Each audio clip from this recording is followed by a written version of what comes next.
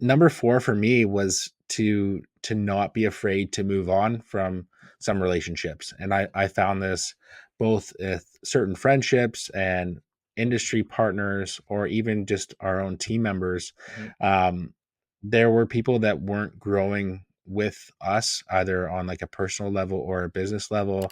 um, and it was just a time to move on. And when I was younger, I really struggled to let certain kind of like toxic relationships go, because I'm like, I don't want to hurt people or like try to act like I'm better than people in any capacity. But I recognize that you are the sum of the people you surround yourself with. And if you have partners who every file they send you is a dumpster file, and a dumpster fire, excuse me, or like every time they reach out, they're super negative. It's like, you know what, that's not actually helping you grow. um, and you realize for certain people, you're just kind of like their last resort, or like an accessory. You're not a Yeah. priority in their life.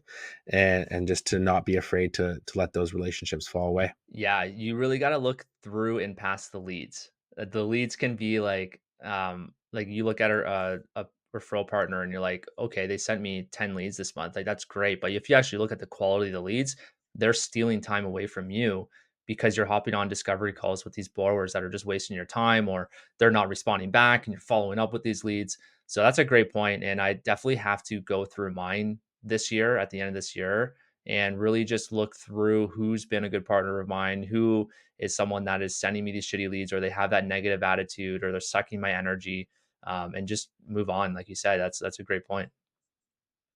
Yeah, and I think like sometimes if they're sending you shitty leads, you don't want to penalize that. Like the fact that they're sending you leads is a good thing, but like go down to the root question of why are they sending you shitty leads, and is it because they don't know how to vet their clients, and can you Yeah. help them with that?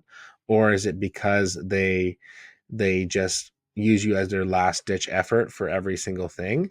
And if you're the last resort for them, then I think you say, hey, you know what, I'll help you out on this one, but if you're not going to send me some good stuff here or there, I don't always want to be your Hail Mary pass, because it's stressful for me, my team, and our systems. Yeah, you've got to go to the root source of why those leads are coming at you. And I just know off the top of my head of two realtors that I work with that it's just their business model. Like they do more of the online lead gen game, and that just doesn't really jive with our business. So maybe it's just like, yeah, they're really the way they generate their leads. It could just come down to that.